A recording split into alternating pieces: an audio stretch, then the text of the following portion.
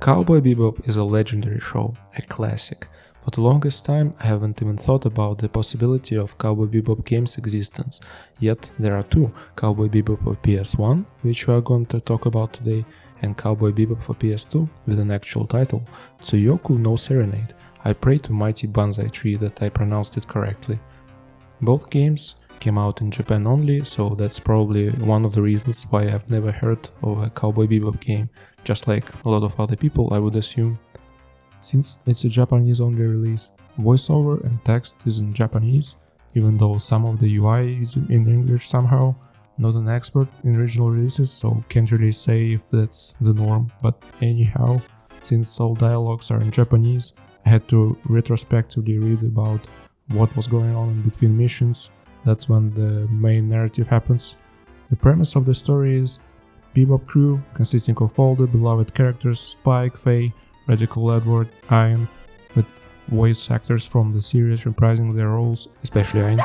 Bebop crew is shown hanging out on their ship and watching some show, when suddenly they are sucked through a hyperspace gate and end up in an alternate dimension. After landing on a nearby planet, the crew is attacked and Spike hops into his ship, the Swordfish, from the show, and that's when gameplay starts.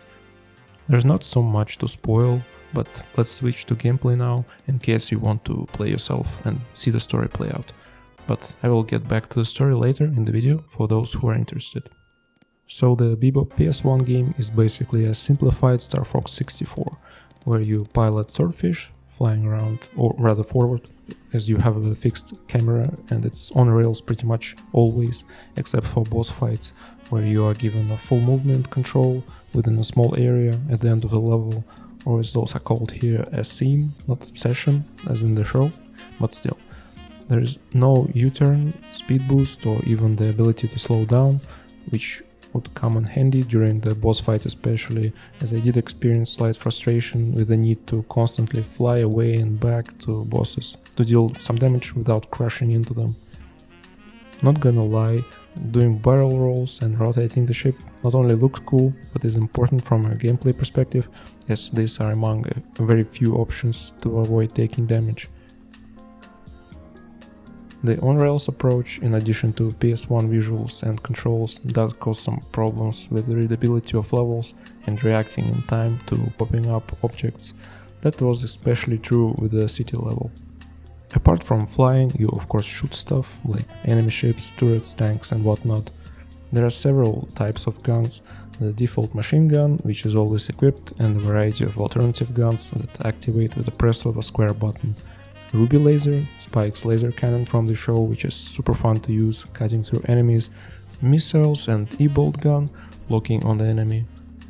Can only have two alternative guns equipped at the same time. I did miss that fact and was left without a more relevant type of a gun during a final episode, so do keep that in mind if you decide to play.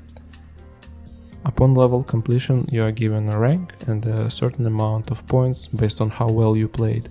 With these points, all weapons can be upgraded, essentially increasing damage, but that's about it for the progression. Can't upgrade all of them within the same playthrough, so gotta choose which suits you best and you have more fun with playing. I've seen in several articles that ship's speed and armor can be upgraded too, but I just didn't see it anywhere. Correct me in the comments please if I'm just dumb. The overall distance from the feel of the show is the main flaw of the game, I would say. There are just very few elements that remind you that this is a Cowboy Bebop game, apart from dialogues, plus the Bebop and Swordfish ships, but the cast being the same kinda compensate for that.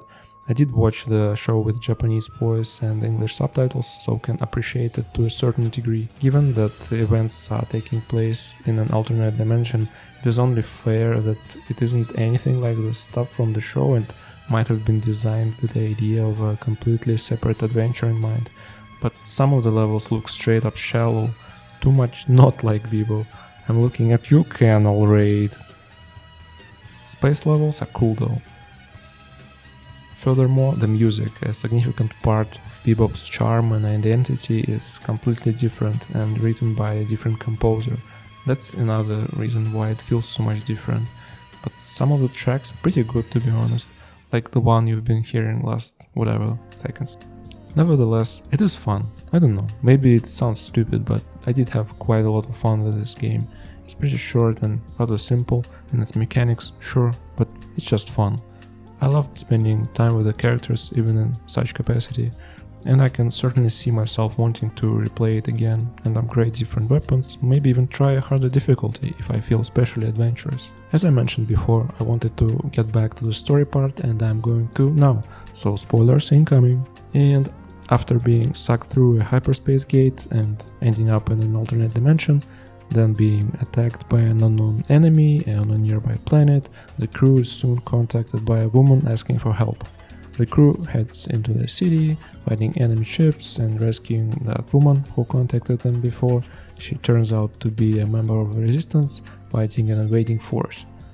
The Bebop crew agrees to help the resistance and head to a nearby city where the resistance is under attack. Destroying enemy forces and a large-ass tank, Bebop crew managed to rescue the leader of the resistance. Later, it turns out that the only way for them to get home is through the nearby hypergate.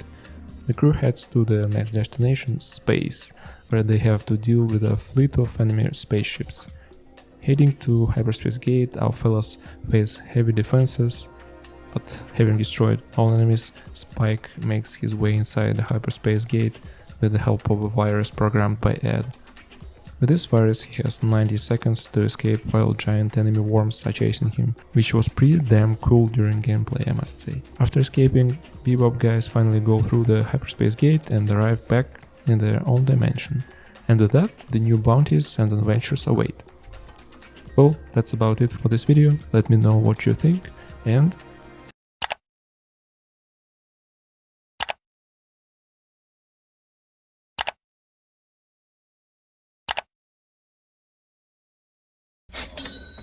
I am a space bitch.